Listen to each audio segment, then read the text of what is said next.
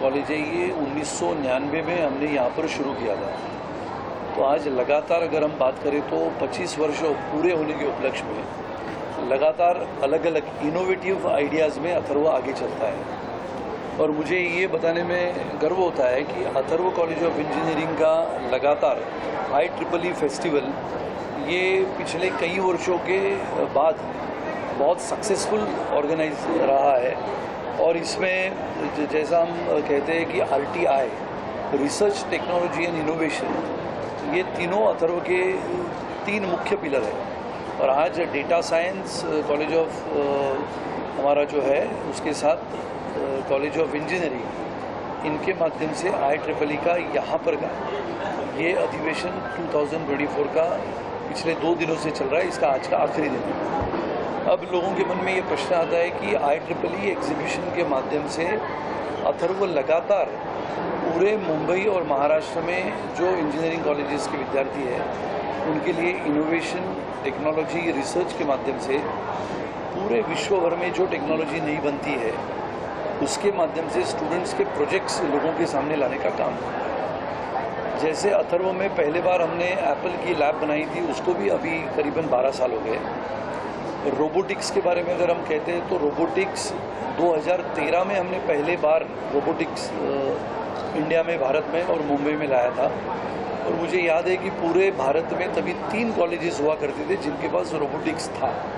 एक हमारे पास अथर्व में, एक बेंगलोर में श्रीराम पॉलिटेक्निक और IIT खड़गपुर। इसी के माध्यम से, इनोवेटिव के माध्यम से 2006 में अथर्व कॉलेज ऑफ इंजीनियरिंग के स्टूडेंट्स ने रडार सिस्टम पे काम किया था।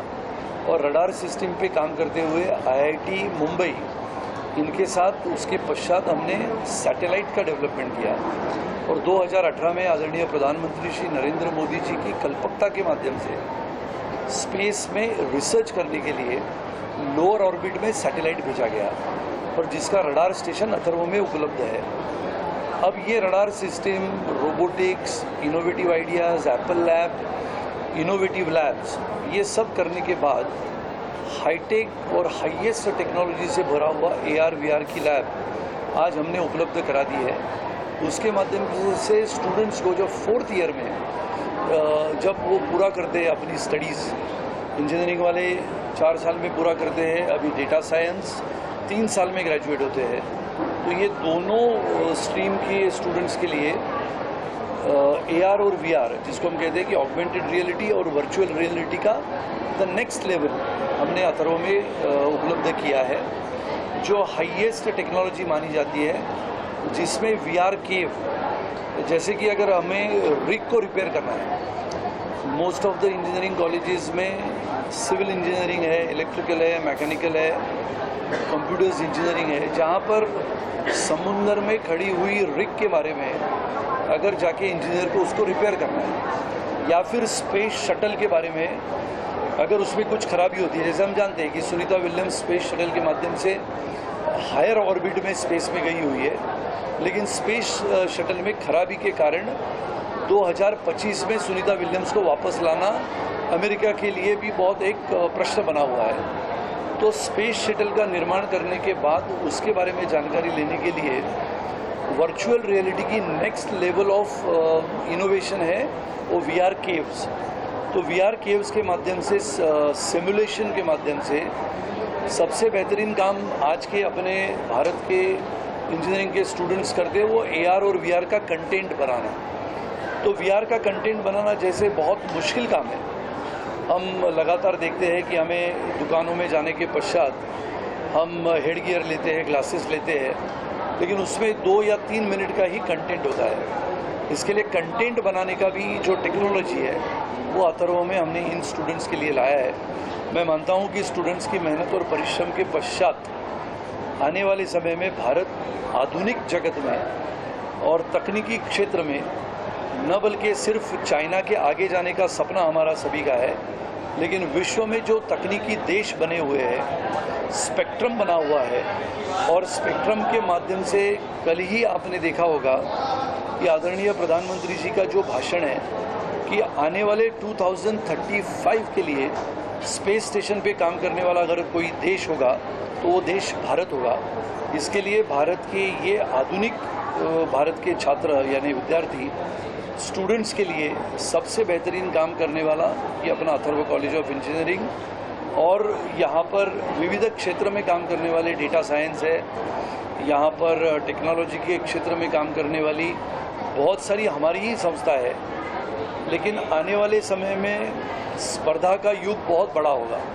जैसे हम कहते हैं कि competition of spectrum will be very large, तो ये लार्जेस्ट स्पेक्ट्रम में इंडिया का इंटेलेक्चुअल कैपिटल बना रहे। अब ये इंटेलेक्चुअल कैपिटल को डेवलप करने की जिम्मेदारी हर कॉलेज की आती है, और इसके लिए अथर्व ये लगातार 2035 में अगर स्पेस स्टेशन बनाने की कल्पना आदरणीय प्रधानमंत्री जी ने सोची है, उसी कड़ी में हमने 2013 में रोबोटिक्स लाया, 2015 में हमने स्पेस के लिए काम करना शुरू किया हमारे स्टूडेंट्स ने, 2018 में पहले बार अपना सैटेलाइट बना, लोअर ऑर्बिट में हमारा सैटेलाइट जाके हिट किया, और ऐसे माध्यम से जो रडार की टेक्निक है वो भी अथर्व में डेवलप हुई है। आने वाले समय में जैसे space radar, satellite, drones, submarine drones, इसके बारे में भी काम करने का एक लक्ष्य अथर्व रखता है। और ये मेरा निश्चित रूप से विश्वास है कि अथर्व के आज के जो स्टूडेंट्स हैं, जो आने वाले भारत की ताकत है, ये निश्चित रूप से मेहनत करके, परिश्रम करके अथर्व को एक बड़ी ऊंचाई पे लेके जाएंगे। 25 साल मैंने तो अथर्व के लिए दिन रात पसीना बहा के ये खड़ा किया, और मेरा विश्वास है कि ये अपने आज के स्टूडेंट्स जिनको अपनी रिस्पॉन्सिबिलिटीज़ का पता है, तो निश्चित रूप से आने वाले 25 साल जब हम 50 वर्ष पूरा करेंगे, तो देश में गेटवे ऑफ इंडिया जैसा हम कहते हैं मुंबई में है, वैसे गेटवे ऑफ एजुकेशन अगर कहा जाए तो मुंबई का अथर्व कॉलेज होगा, ये मैं मानता हूँ। इसके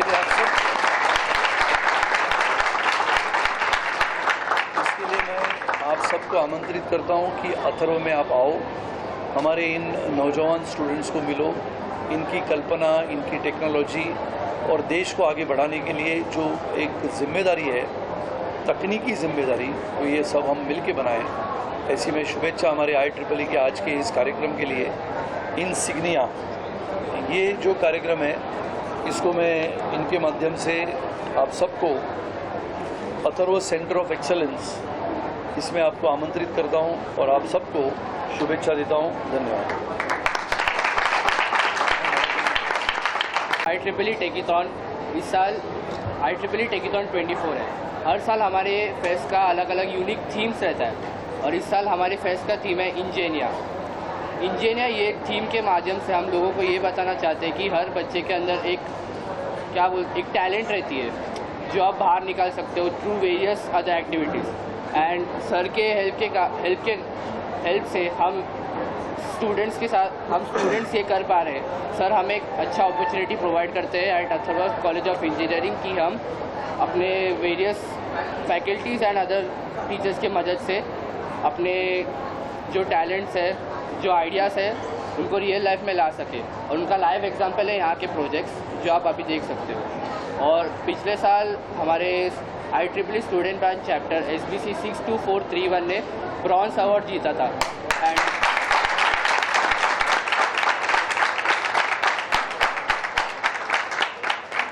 और इस बार हम काम लगा।